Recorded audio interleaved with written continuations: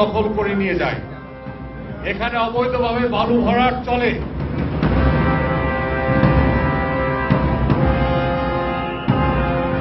ঠিক আছে, ঠিক আছে।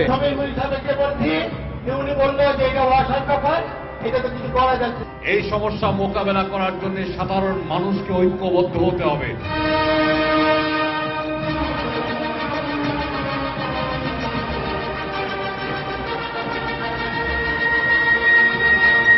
High commissioner, ambassador, foreign guest অনেকে আসেন, তারা খুব অ্যাপ্রিশিয়েট করে আমাদের এই নগর ভবনের এই অফিসটাকে, খুব ভালো লাগে তাদের। আজকে আপনি সময় টেলিভিশনকে সময় দিয়েছেন, ফলে সেই সময়টা তো আমাদের কাটাতে হবে। আপনি কেমন চাইবেন সেই সময়টা কাটাতে?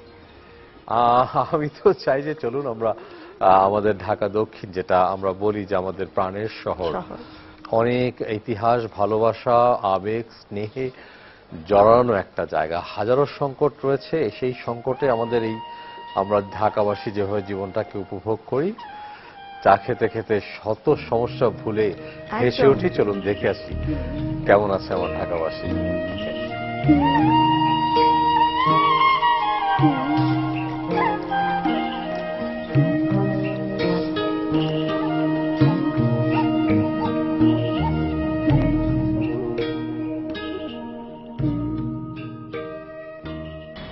আমরা তো অবশ্যই পুরনো ঢাকার নানা জায়গা হয়তো ঘুরে ঘুরে দেখব, কিন্তু এই ভবনটি আপনার কেমন লাগে? আপনার বাবা ছিলেন এখানে দীর্ঘ একটা সময় এবং আপনিও আছেন, সেই অনুভূতিটা না আমার ব্যক্তিগতভাবে ভীষণ জানতে ইচ্ছে করে। আমার অ্যাম্বিশনটা ওরকমই ছিল যে আমি বাবার মতো হতে হব। চাই। আমি হতে পেরেছি এখানে এসে। একদম কেউ মানে সকলেই হতে পারেন না, আপনি পেরেছেন। হ্যাঁ, আমার বাবা যেখানে বসে এই শহরের মানুষের জন্য কাজ করে গেছেন, আমার সুযোগ হয়েছে। খুব আমি নিজেকে খুব লাকি মনে করি।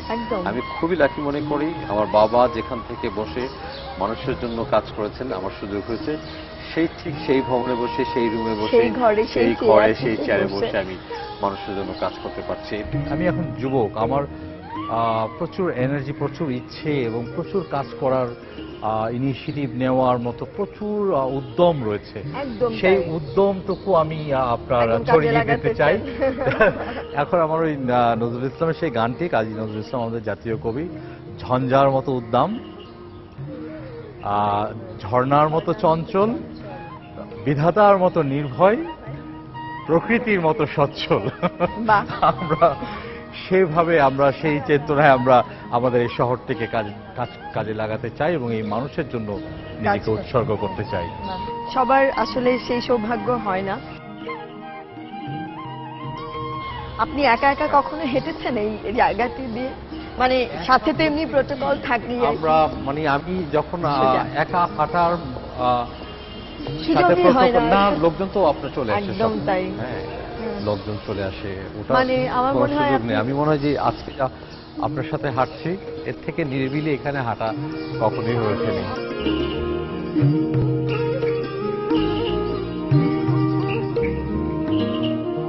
আজ একটু মেঘলা আর হ্যাঁ, বৃষ্টিও পড়ছে খানিকটা। পাখি আছে এখানে অনেক, যেহেতু গাছপালা আছে। হ্যাঁ, প্রচুর পরিমাণে অনেক পাখি, অনেক। হ্যাঁ, সন্ধ্যার দিকে তো ওরা খুব ফিরে যায়, কিচিরমিচির করে। তখন অনেক বেশি পাখি দেখা যায়। হ্যাঁ হ্যাঁ হ্যাঁ হ্যাঁ, ফিরে আসে বিভিন্ন জায়গা থেকে। এখানে অনেক গাছ, রাতে তারা এই গাছগুলোতে থাকে। হ্যাঁ হ্যাঁ, প্রচুর পরিমাণে পাখি আছে, নানা রঙের পাখি।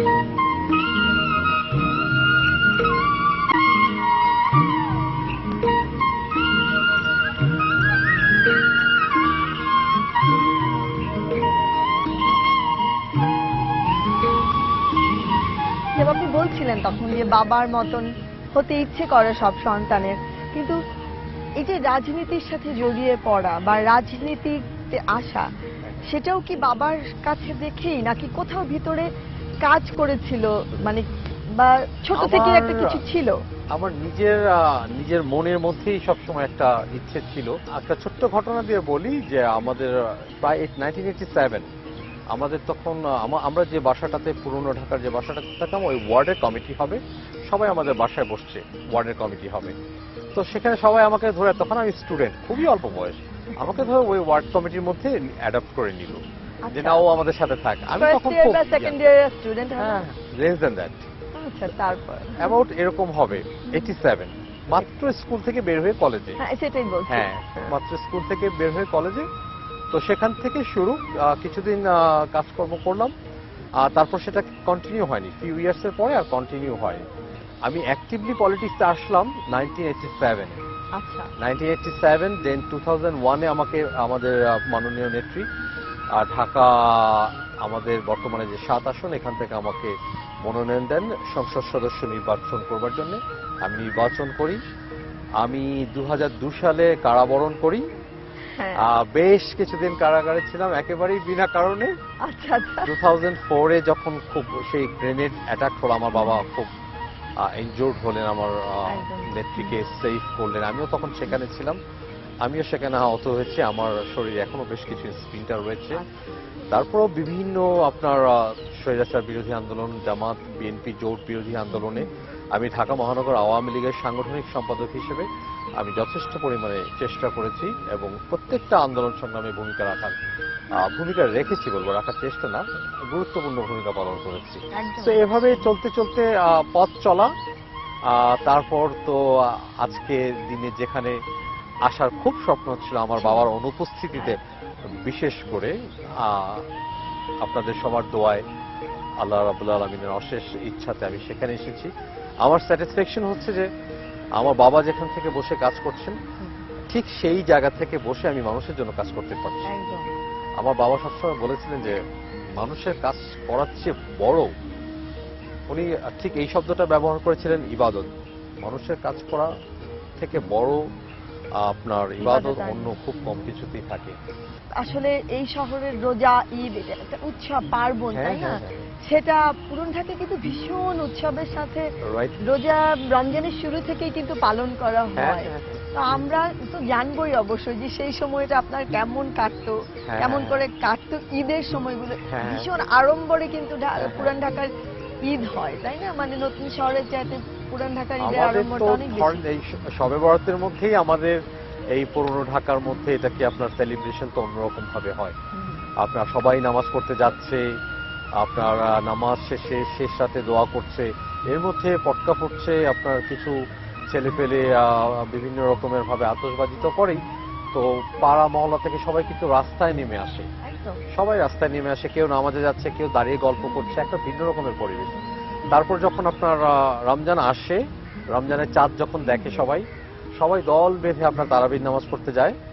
সেখানে এক মাস আপনার তারাবির নামাজ পড়া, আপনার রমজানের ইফতার, একটা ভিন্ন রকমের একটা আমেজ। একদম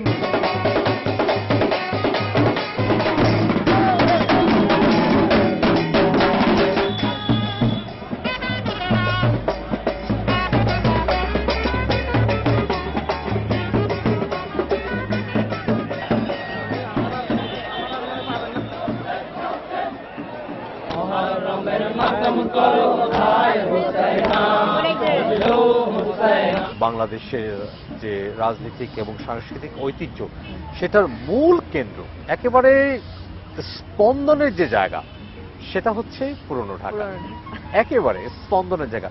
সেখান থেকে স্পন্দনটুকু শুরু হয় আর এটা ছড়িয়ে পড়ে সারা বাংলাদেশে। একদম তাই। এবং আমার মনে হয় যে কোথাও কি সেই জায়গাটি আসলে আমাদের আরেকটু তৈরি করার দরকার আছে, যে আমরা আসলে পুরনো ঢাকার ঐতিহ্যটাকে আরেকটু ভালো আমার করে মনে হয় যে জানবো। পুরনো ঢাকাকে তুলে ধরবার সময় এসেছে। আমরা নতুন ভাবে ঢাকার ট্যুরিজম, ঢাকার যে ইতিহাস, ঢাকার যে ঐতিহ্য, সেটা কিন্তু এই দিকটাতেই মানে দক্ষিণের দিকটাতেই আর কি বেশি, অন্য কোথাও এটাতে আসলে এখানে নেই। প্রায় 400-500 ইয়ার্স, প্রায় 400-500 বছর আগে এই বুড়িগঙ্গার কোল ঘেঁষে গড়ে উঠেছে আমাদের এই প্রিয় শহর। অনেক ইতিহাস রয়েছে, আর এইদিকে তো অনেক সবকিছু, ঐতিহ্য। বড় কাটরা ছোট কাটরা, তারপর হোসেনি হ্যাঁ, দালান, হোসেনি দালান বলেন, বড় কাটরা, আহসান মঞ্জিল। ছোট কাটরা, আহসান মঞ্জিল, আপনার লালবাগের লালবাগের কেল্লা। কেল্লা।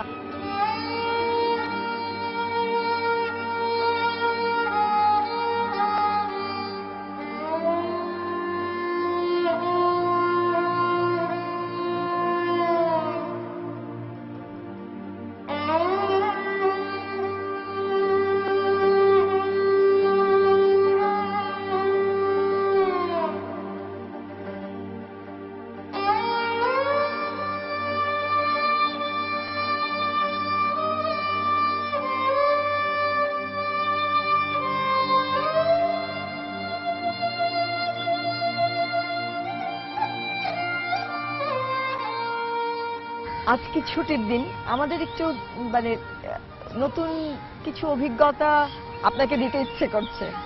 তো নতুন হয়তো আপনার জন্য নয়, কিন্তু দেখা যাক, আসলে একটা ছোট্ট সারপ্রাইজ আছে আপনার জন্য। আমরা যাই গেলে বুঝবো। আমরা যখন আপনাদের পুরান ঢাকার দিকে আরো যেতে থাকবো, যেতে যেতে আমরা বুঝবো।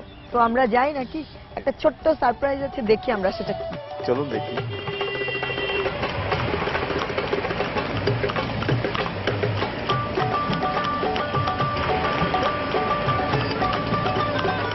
এটা ছিল আপনার জন্য একটা ছোট্ট সারপ্রাইজ।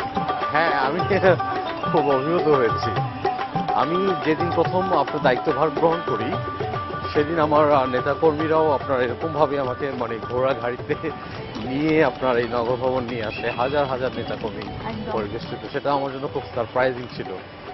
আজকেও এটা একটা সারপ্রাইজ আমাদের এই গাড়িটার একটা গল্প আছে, সেটা আপনার হ্যাঁ, জন্য সারপ্রাইজ।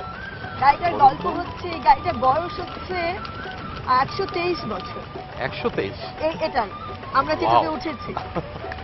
এবং অনেক। আরেকটা মজার বিষয় আছে, হ্যাঁ হ্যাঁ সেটা হলো যে সম্ভবত আপনার বোনের বিয়ের সময় হ্যাঁ হ্যাঁ এই গাড়িটা ব্যবহার হয়েছিল এবং আপনি উঠেছিলেন এই গাড়িটাতে। হ্যাঁ, আমার ছোট বোনের যখন বিয়ে ছিল তখন বর এসেছিল, তাকে আমরা রিসিভ করার জন্য এরকম একটা গাড়ি আমরা নিয়ে গিয়েছিলাম তাকে রিসিভ করে নিয়ে আসার জন্য। সেটি এই গাড়িটা। ও। যিনি মালিক এই গাড়িটার, তিনি বলেছেন জ্যামের শহর ঢাকা শহর এবং জ্যামের একটা সংকট আমরা সারাক্ষণ আসলে অনুভব করতে থাকি রাস্তাতে। তো সেটি নিরসনের জন্য নিশ্চয়ই অনেক কিছু করবার কথা ভাবা হচ্ছে। যানজটটা তো একটা বড় সমস্যা, তবে আমাদের ঢাকা দক্ষিণ এলাকার যানজটটা তুলনামূলকভাবে আমি বলবো যে কম। আপনি দক্ষিণ এলাকা খুব কম এলাকা পাবেন যেখানে 20 মিনিট এট এ টাইম আপনাকে দাঁড়িয়ে থাকতে হবে, এরকম জায়গা খুব কম। তবে আপনার মেট্রো রেল কাজ শুরু হতে যাচ্ছে, তো সেই কাজ চলাকালীন আমাদেরকে একটু ভোগান্তি পোহাতে হবে, সেটা নিয়ে আমি একটু চিন্তিত। অনেকেই বলেন তো, মানে ঢাকার বাইরে যখন কেউ যান তখন মিস হ্যাঁ। করেন এই ঢাকা শহরের যানজটটাও। হয়তো সেটি কোনো ভালো যানজট, বিষয় না। কোলাহল, হ্যাঁ। আপনার মুখরিত জীবন। আমি তো 7 দিন 10 দিন হলেই কোনো কাজেও যদি যাই, 7 দিন 10 দিন হলেই কখন যে ফিরে আসবো, এরকম সবাই। কারণ আমি এখন বললাম যে আপনার ধরেন ইউরোপের আপনার একটা ছিমছাম শহর, যে কোনো একটা ইউরোপের একটা ছিমছাম শহর, মানে কয়দিন ভাল লাগবে, 3 দিন 4 দিন, তারপর কিন্তু আর ভাল লাগবে না। হ্যাঁ, আপনাকে আবার এই শহরের কোলাহল, এই শহরের আপনার অ্যাক্টিভিটি, এই শহরের আড্ডা, এই শহরের জীবন আপনার আবার প্রাণের টানে আপনি কিন্তু এই শহরে আসবেন। দেখবেন যে হাজারো সমস্যা রয়েছে জীবনে, পারিবারিক সমস্যা, সামাজিক সমস্যা, আরও তো কত কি। কিন্তু দেখেন মানুষের দিকে তাকিয়ে ওই যে চায়ের স্টলে চা খাচ্ছে, গল্প করছে, সে যে একটা আনন্দ।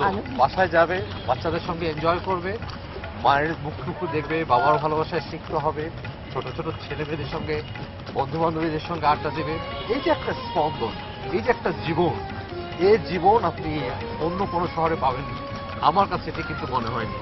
আর এই জীবনটাকে আরো একটু সুন্দর করার জন্য আমাদের চেষ্টা। নিশ্চয়ই, এবং আমরা অবশ্যই তারপরে জানতে চাইবো যে একটা বছর গেল এবং বাকি বছরগুলো আসলে কেমন হবে, কি ভাবনা আছে, আমরা কোথাও পৌঁছতে চাই, কেমন করে দেখতে চাই বা আপনি দেখতে চান এই শহরটাকে, বা আমাদের কি আশা আকাঙ্ক্ষাতে, অবশ্যই আমরা সেগুলো নিয়ে কথা বলতে চাই। অবশ্যই। কিন্তু আমরা চায়ের দোকানে চা খেতে চাই, হ্যাঁ হ্যাঁ তারপর আমরা একটু নদীর ধারে যেতে চাই। হ্যাঁ হ্যাঁ হ্যাঁ, অবশ্যই যাব আমরা। আমাদের বুড়িগঙ্গা নদীর ধারে যাব, আমরা একটু চায়ের স্টলে যাব, দেখবো। আজ মেরে তোমারি রোজা এই কাঙ্গালকে ভুলে যেও না।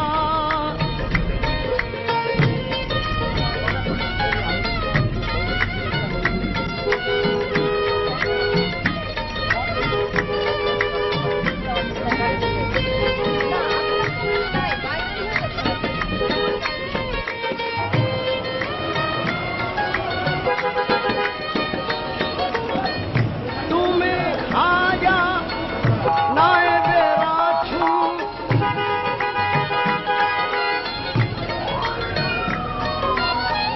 চিস্তিয়া তরিকা ফুটাইলেন ফুল। কি খবর জানি, ভালো আছো? হ্যাঁ আপনার পুরো শৈশবটা এখানে কেটেছে। হ্যাঁ আপনি চেনেন সবাইকে, সবাই তো আপনাকে চেনে। হ্যাঁ, অবশ্যই অবশ্যই। এই বাসায়, এই পাড়া, এই মহল্লায়, এখানেই আমার শৈশব, এখানে আমার বেড়ে ওঠা। একদমই তাই না? মানে হ্যাঁ। আপনি আসেন এখানে? হ্যাঁ, কেমন আমরা লাগে? আসি এখানে, আমাদের নেতা কর্মী, এলাকার মানুষজন। আচ্ছা। এখন ব্যস্ততা বেড়ে গেছে, আচ্ছা। তারপরও যতটুকু সম্ভব চেষ্টা করি। আমরা মানে এখানে কোনো মানুষকে জিজ্ঞেস করতে পারি যে আসলে হ্যাঁ। এই শৈশব থেকে আপনাকে হ্যাঁ। বেড়ে উঠতে দেখেছে, তারপর হ্যাঁ। যখন আপনাকে আসলে নগরপিতা হিসেবে পাচ্ছে, হ্যাঁ, হ্যাঁ, হ্যাঁ, তখন হ্যাঁ। আসলে ওনাদের কেমন লাগে?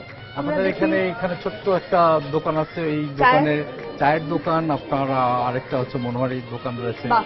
সেখান থেকে আমি চকলেট কিনতাম। তো ও আছে মনে হয়, ওর সাথে কথা বলে এই একটু অনেকটা চেঞ্জ হয়েছে এখানে। নিশ্চয়ই বদলেছে এখানে এই অনেক হ্যাঁ, অনেক কিছু বদলে গেছে। এই বাসাটা এখন তো একটু বিল্ডিং টিল্ডিং হয়েছে, এই বাসাটা এরকম ছিল না। এটা অনেক একটা পুরনো বাসা ছিল। এই বাসার সবার সঙ্গে আমাদের একটা এখানে সব মানুষ হ্যাঁ? জমা হ্যাঁ, হয়েছে আপনাকে গল্প দেখবার গুজব। জন্য। একেবারে অনেক মানুষ এসেছেন, হ্যাঁ। কিন্তু হয়তো আপনার আশা হয়, কিন্তু তারপরেও যখন আপনি আসেন একবার অন্তত আপনাকে দেখবার জন্য সকলে আসেন। যিনি ছিলেন এখানে এখানে আছেন। দোকানে, তিনি তার নাম খাজা আমি তো কত এখান থেকে চকলেট নিতাম, এটা নিতাম না। কেমন আছেন আপনি? আমি আপনার কাছে একটা জিনিস জানতে চাই, চকলেট যে নিতেন, কখনো একটা দুটো চুরি করে নিয়ে যাননি? না, কখনো না। আপনি লক্ষ্মী ছিলেন, ভীষণ ভালো ছিলেন, বলছেন যে কখনো নেননি। মনে পড়ে কিছু? হ্যাঁ, কি মনে পড়ে? কি ওনার? মনে পড়ে বলেন? আমার মনে করেন সকালে যখন স্কুলে যেত, তারপরে মনে করেন ওনার বড় চাচার সাথে সবাই যখন দোকানে যেত না, সব লাইন কিনতে বাইরে আসতো, আইসা বসতো আমাদের সব কাছ থেকে চকলেট, বিস্কিট, এই যে পানির বোতল দিত, আবার দিয়ে আবার দোকান চলে যেত বড় খাবার। কি অদ্ভুত সুন্দর না এই আমাদের বাংলাদেশ আসলে। হ্যাঁ, এই সম্প্রীতি, হ্যাঁ, এই হ্যাঁ, ভালোবাসা, হ্যাঁ। সেই সৌহার্দ্য, এই সবার সাথে, মমতা। সবার সাথে একসাথে বের ওঠা, একসাথে শেয়ার করা। কাছে আসি, ভালো থাকবেন। এই বাসাটায় আমি কিন্তু অনেক আসতাম। এই বাসাটায় আমি অনেক আসতাম। এই বাসাটা ঠিক এরকম ছিল না, এখানে বেশ উঠান ছিল। হ্যাঁ, তো এখানে আমরা অনেক খেলা করতাম। ও মানে খোলা ছিল আর কি। ওর একটা বোন ছিল, আচ্ছা। আমরা একসাথে খেলা করতাম। ও বোনটা মারা গেছে এখন, আচ্ছা, তো ওর বড় ভাইও ছিল। এই বাসায় আমি অনেক খেলাধুলা করছি। আচ্ছা। আমার ভীষণ ভালো লাগছে আসলে আপনার সাথে ঠিক এই জায়গাটায় আসতে পেরে, আপনার শৈশবের জায়গাটায় একটু আসতে। এখানে মানে বেশ সময়ের পরিবর্তনে বেশ কিছু চেঞ্জ হয়েছে এখানে। আর এখন যেরকম দেখা যাচ্ছে বাকরখানির এরকম দোকান না, দেখা এই যাচ্ছে? বাকরখানির দোকান। আমরা সকালে আপনার এই চা বাকরখানি, এই আমাদের কিন্তু সকালের নাস্তার অন্যতম একটা আইটেম, একদম। অন্যতম একটা আইটেম।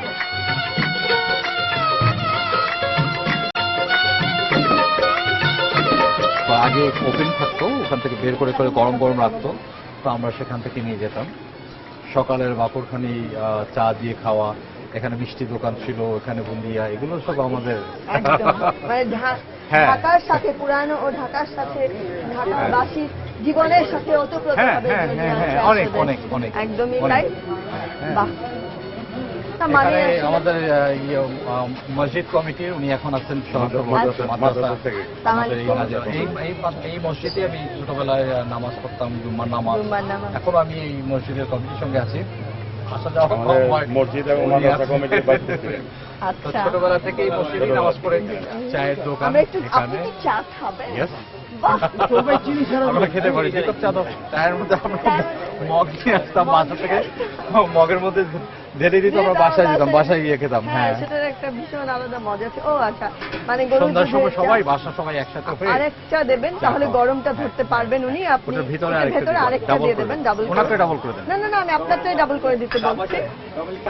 মানে এই জায়গায় আপনার চায়ের দোকানগুলো মানুষের নামের সঙ্গে জড়িয়ে জড়িয়ে আছে, মানে নাম হ্যাঁ। অনুযায়ী দোকানের হ্যাঁ, হ্যাঁ। নামকরণ হতো। এখানে একটা মিষ্টির দোকান এখনো আছে, সেটা এখন ঢাকা মিষ্টি ঘর বলে, এখন কালের পরিবর্তনে এটা সাহার মিষ্টি দোকান বলে আমরা। এবং এই যে গলিটা, এটা মিষ্টি গলি নামে পরিচিত ছিল। এই যে আপনাকে একটু বাকল করে দেওয়া হ্যাঁ, হলো। আর চমৎকার আরেকটা বিষয় হচ্ছে যে আমাদের মাননীয় প্রধানমন্ত্রী,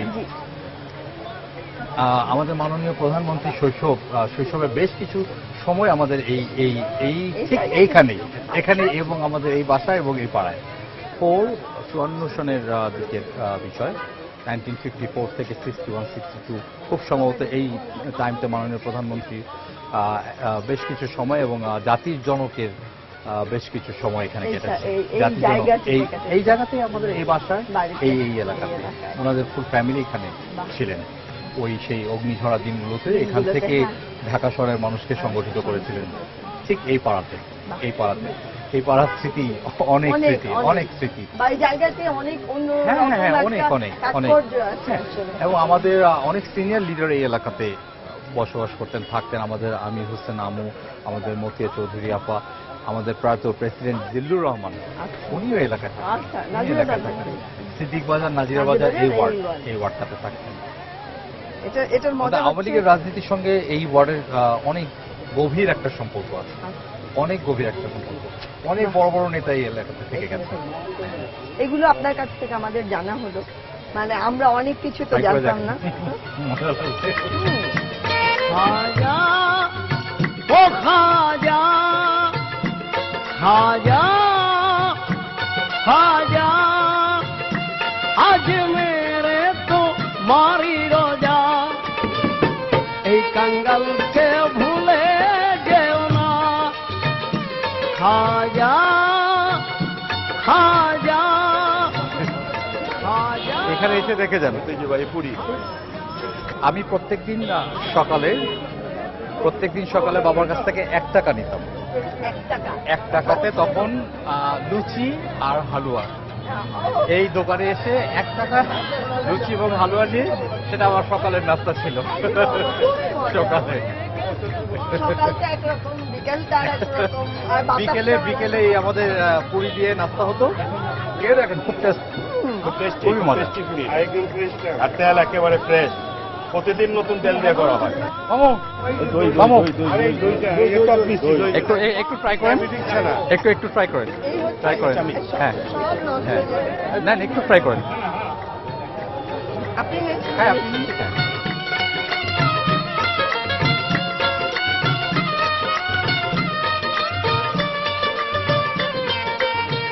মামু দেখাবো। খুদা হাফেজ। ओ खाजा खाजा खाजा आज मेरे तो मारी रोजा এই কাঙ্গালকে ভুলে যেও না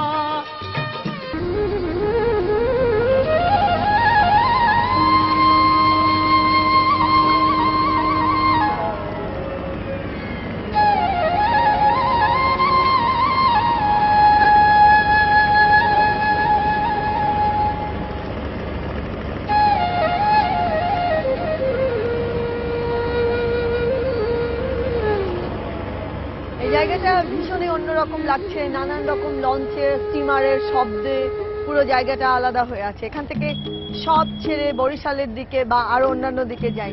আপনি যখন বলছিলেন যে হ্যাঁ। ব্যবসা বাণিজ্যের একটা বিশাল জায়গা আসলে এই পথে, এই নদীপথটা ব্যবহার করে বুড়িগঙ্গা, কিন্তু আমাদের তো দেখা যে বুড়িগঙ্গার আসলে নানান কিছু মানে নষ্ট হচ্ছে, পানি নষ্ট হচ্ছে, জায়গা দখল হচ্ছে, মানে এটা নিয়ে আপনার কোনো ভাবনা পরিকল্পনা আছে কি? এই বুড়িগঙ্গার কোল ঘেঁষে গড়ে উঠেছে আমাদের এই প্রিয় শহর। আমি যখন স্কুলে পড়তাম তো তখন আমার এখনো মনে পড়ে আমরা নৌকা ভ্রমণে আসতাম, দল বেঁধে আমরা আমাদের ক্লাসের সব ছেলেমেয়েরা আসতাম, এখান থেকে অনেক দূর পর্যন্ত যেতাম। এখন আর সেটা সেই পারা যায় সময়ের না। বুড়িগঙ্গার আজকের এই বুড়িগঙ্গা খুব বেশি একটা দিন না, খুব লম্বা সময়, 20-25 বছর এরকম একটা সময়।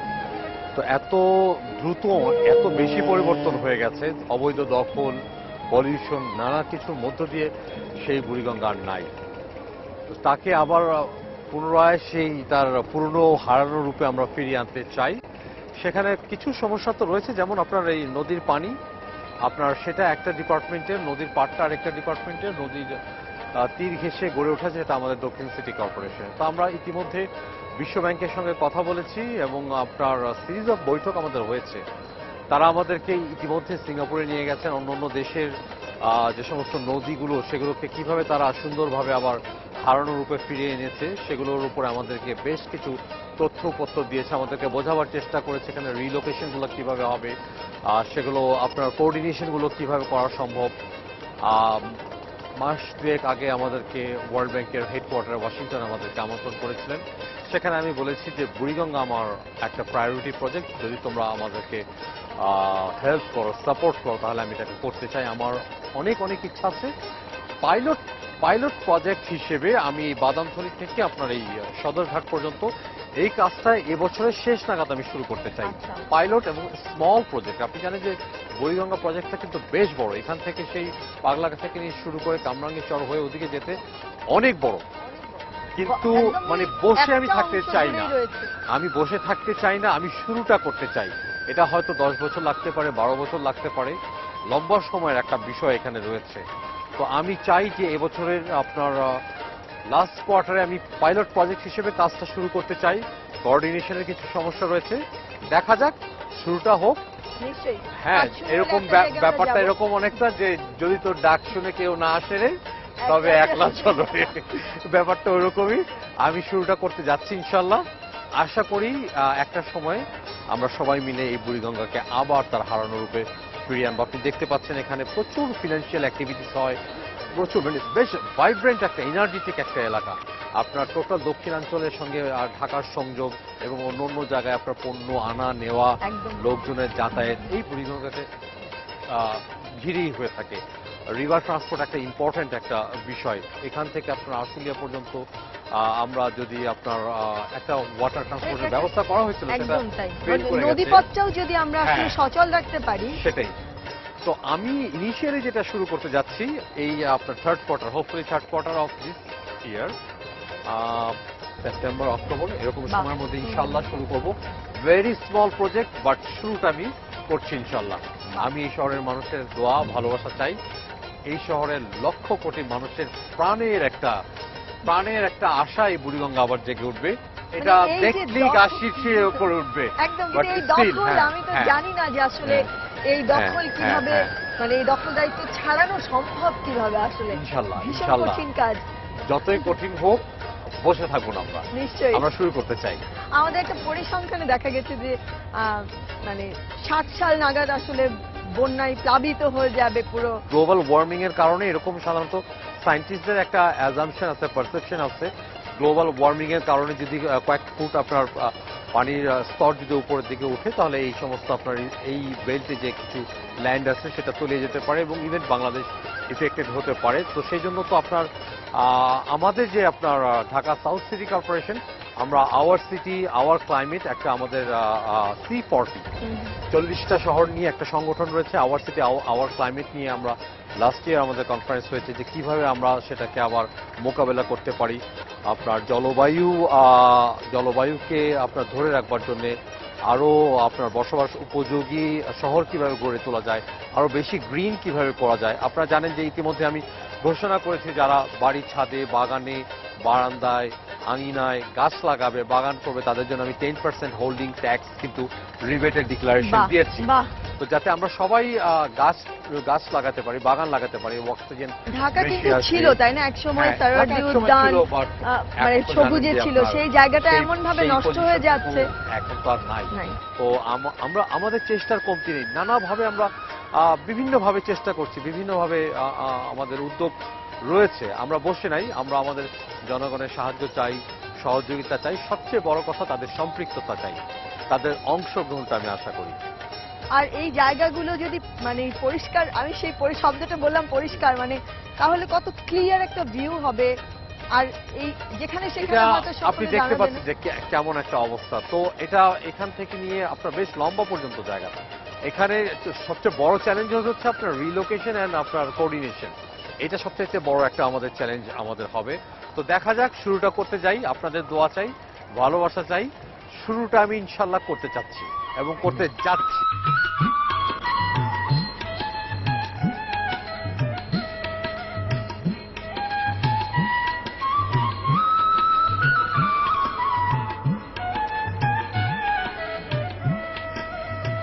আমাদের সামনেটায় রয়েছে বুড়িগঙ্গা আর একদম পেছনটায় রয়েছে আহসান মঞ্জিল। তো তো এই যে পুরনো সকল ঐতিহ্যগুলো আমরা আসলে সবকিছু তো রক্ষা করতে পারছি বলে মনে হয় না, কিন্তু একটু একটু করে হয়তো করাও হচ্ছে, শুরুও হয়েছে, কিন্তু পুরনো ঢাকা আরো অনেক কিছু আছে। এবং পুরনো বাড়িগুলো আমি জানি না যে অনেকেই তো সেখানে নতুন বাড়ি করতে চাইছেন, কিন্তু হয় না যে একটা শহর পুরনো শহর হিসেবে যদি ওটা আসলে রক্ষা করা যেত।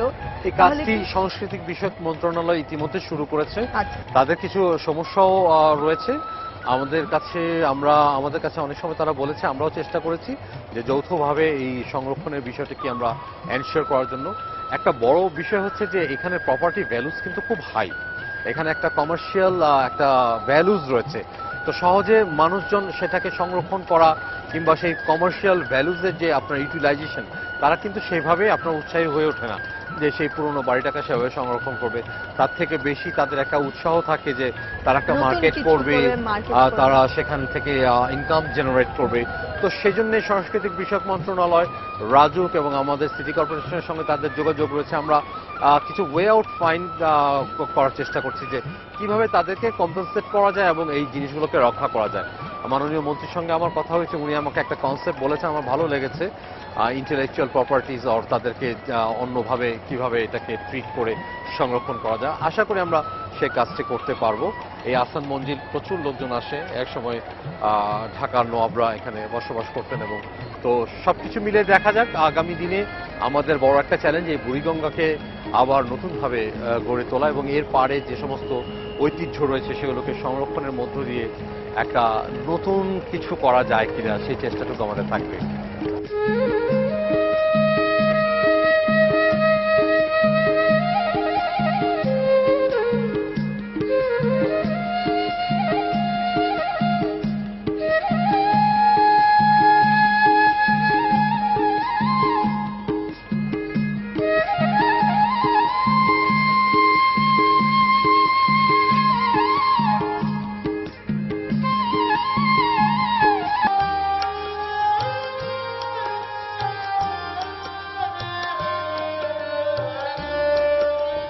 আপনি এখানে এই মানে এই জায়গাটিতে এসেছেন একা একা কখনো? হ্যাঁ, অনেকদিন সেই অনেক যখন স্টুডেন্ট ছিলেন, কলেজ লাইফে ওই সময়টাতে মাঝে মাঝে বিকেলে আসতাম, সাথে এক একজন বন্ধু থাকতো। একা একা এসেছেন? একা খুব কম, তবে একেবারে যে আসা হয়নি তা না। এসে এখানে হ্যাঁ, এখানে বসে বেশ লম্বা সময়, অনেক লম্বা সময় বসে বসে, খুব চমৎকার একটা জায়গা। আপনি বুঝতেই পারবেন না যে এরকম একটা কোলাহলের শহরের মধ্যে এরকম একটা প্লেস রয়েছে, এটা বোঝাই যাবে না। অনেক চমৎকার একদম, মানে আপনি বাড়ি থেকে একদম কাছে, কিন্তু 5 মিনিটস না, একদম হেঁটেই চলে আসা যেত। হ্যাঁ, গল্প করতে করতে করতে চলে আসতাম, এখানে বসে সময় কাটাতাম, আবার হাঁটতে হাঁটতে বাসায় ফিরে যেতাম। কত কিছু, তাই না? এই কার্জন হল, পুকুর পাড়, ঢাকা বিশ্ববিদ্যালয়, এই এলাকায় কত কিছু, তাই না? অনেক হাইকোর্ট রয়েছে, আমাদের ন্যাশনাল মিউজিয়াম, আপনার বাংলা একাডেমি, শিশু একাডেমি, শিল্পকলা একাডেমি, কত কিছু, সেক্রেটারিয়েট, কি নাই, সবকিছু এখানে। হ্যাঁ, অল্প একটু জায়গার মধ্যে সবকিছু, শিল্প, সাহিত্য, সংস্কৃতি, সমস্ত কিছু। রাজনীতির মূল কেন্দ্রবিন্দু, রাজনীতি বলেন, অর্থনীতি বলেন, ঢাকা স্টক এক্সচেঞ্জ, এখানের অ্যাক্টিভিটিস, মতিঝিলের সেই অর্থনৈতিক লেনদেনের একেবারে প্রাণ কেন্দ্র। রাজনীতির কথা যদি বলেন, গুলিস্তান এলাকা কিংবা শাহবাগের চত্বর, রাজনীতির একেবারে সূচনা। আমি একটা একদমই অন্য প্রসঙ্গে কথা বলি, এই জায়গাটাই আমাকে অনেক কিছু ভাবাচ্ছে, সে কারণে সারাক্ষণ অনেক, যেমন আসলে ভীষণ ভালোবাসা আছে মানুষের আপনার জন্য। এই আমরা তো দেখলামই নাজিরা বাজারে গিয়ে যে কি ভালোবাসে মানুষ আপনাকে, তার সাথে সাথে এটাও কিন্তু আছে, তাই না, যে প্রচুর দায়ভার, অনেক কিছু। কেন শহরে পানি, মানে জলাবদ্ধতা থাকে, পানি সরে না, কি কারণে আসলে রাস্তা খোঁড়াখুড়ি, নানান রকম অভিযোগ থাকে সারাক্ষণ। এই যে ভার, এই যে মানে এটাকে নিতে কখনো কখনো খুব অসুবিধা হয়, ভালো লাগে না, এমন লাগে? আমি কিন্তু এটা ফিল করিনি, ট্রুলি আমি কখনো ফিল করিনি। কোত্থেকে যে একটা সাহস আসে আমি ঠিক জানি না, যে মানে কোত্থেকে আসে, নাথিং। আমার কাছে মনে হয় এটা কোনো ব্যাপার না, এটা হয়ে যাবে। এটা হয়ে যাবে। এবং আমার মনে হয় যে সাহসের জায়গাটুকু এই যে শহরের মানুষ যে স্নেহ ভালোবাসা দেয়, সেই জায়গাটুকু আমাকে উৎসাহিত করে তোলে, শক্তিটা দেয় আর কি। শক্তিটা আসে। আমরা আর যে এই আমার সমাধানটা আসলে করতে প্রিয় পারবো আদৌ? প্রধানমন্ত্রী মাননীয় নেত্রী, তার ভরসা, তার আশীর্বাদ, তার সাহসটা আমাকে যে তিনি সাহস ভীষণ যোগান সাহসী আসলে। এবং আমাকে যেভাবে উনি অনুপ্রাণিত করেন, যেভাবে উৎসাহ দেন, আর এই শহরের মানুষ সত্যিকার ভাবে, মানে আমি একটা দিনের জন্য ফিল করিনি যে is very difficult, is very challenging. আমি ট্রুলি বলছি যে আমি ফিল করিনি এটা। যে সমস্ত প্রবলেমগুলো রয়েছে, ওয়াটার লগিং রয়েছে, ট্রাফিক কনজেশনটা আমার সাউথ এলাকাতে কম্পারেটিভলি কম, স্টিল আমাকে কিছু কাজ করতে হবে। ওয়াটার লগিংটা রয়েছে শান্তিনগর এলাকাতে, কাঁঠাল বাগান এলাকাতে। আমি বলেছি 50% এই বছরের মধ্যে আমি ডাউন করে নিয়ে আসবো। নেক্সট ইয়ার আমি এটাকে জিরোতে নিয়ে আসবো, ওয়াটার লগিং প্রবলেমটা। এই প্রসঙ্গে আমার একটি প্রশ্ন মনে হচ্ছে, প্রশ্ন বা আমার হঠাৎ আমি রাস্তা দিয়ে যাচ্ছিলাম সকালবেলা, তো যারা রাস্তা ঝাড়ু দেন সকালে আমি খেয়াল করলাম যে যারা ঝাড়ু দিচ্ছেন তারা ময়লাগুলো নিয়ে, আবর্জনাগুলো নিয়ে রাখছেন হচ্ছে মুখে এমন একটা জায়গাতে, নর্দমা বলি, ড্রেনেজ বলি, যেখানেই হোক তেমন একটি জায়গাতে। ফলে যখন বৃষ্টি আসে তখন কিন্তু এগুলো ধুয়ে ড্রেনেজগুলো বন্ধ হয়ে যায়। তাহলে আমার হঠাৎ মনে হলো যে আমার আপনার সাথে দেখা হলে আমি আপনাকে বলবো যে ওদের দিকে ট্রেনিং দেওয়া দরকার আছে। এরকম বিষয়টা মাঝে মাঝে হয়ে থাকে। কিছু ক্লিনার আছে যারা এই কাজটা করে থাকে। অনেক সময় ঝাড়ু দিয়ে আপনার ময়লাগুলো এক জায়গায় একজন করে যায়, নেক্সট ফেজে যে পিছনে আছে সে এসে সেটাকে আবার উঠিয়ে নিয়ে যায়। সে যদি অন টাইমে সেটাকে না নিয়ে আসে সেটা কিন্তু আবার ছড়িয়ে যায়। তো এই প্রবলেমটা আছে। এই প্রবলেমটা যে নাই তা না, আপনি একেবারে কারেক্ট করেছেন। আমরা ট্রাই করছি এই স্লোলি আস্তে আস্তে এই প্রবলেমগুলোকে। আর সেই সাথে সাথে অ্যাওয়ারনেসটা খুব ইম্পর্টেন্ট। মানুষকে আপনার জাগিয়ে তোলা, মানুষকে অভ্যাস করে তোলা। আমরা দেখবেন যে আপনার প্রায় 5700 ওয়েস্ট বিন আমরা সেট আপ করেছি।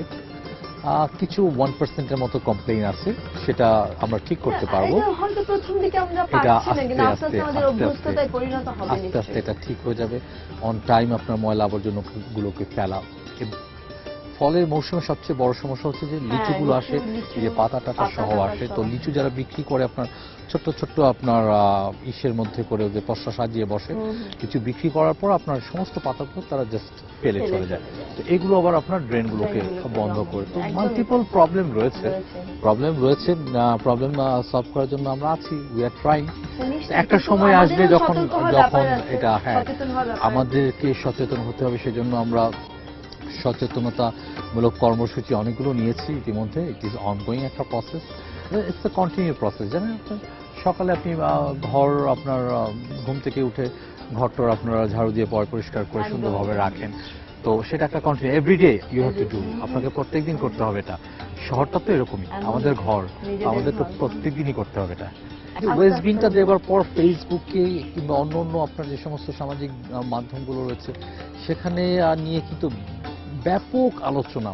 এবং আলোচনার মধ্যে মূল বিষয়টা আমি দেখেছি যে একজন আরেকজনকে কিন্তু আপনার অনুপ্রাণিত করছে, এটা করো না, এটা করা যাবে না, এটা আমাদেরই দোষ, আমাদেরকে এরকম করা উচিত, এটা হওয়া উচিত। এই যে আপনার আত্মশুদ্ধি, আত্মসমালোচনার যে শুরু, সেটা তো একটা সময় ছিল না, সেটা তো শুরুটা হয়েছে। একটা সময় আসবে যখন আমরা সত্যিকার একটা পরিচ্ছন্ন শহর আমরা দেখতে পাবো।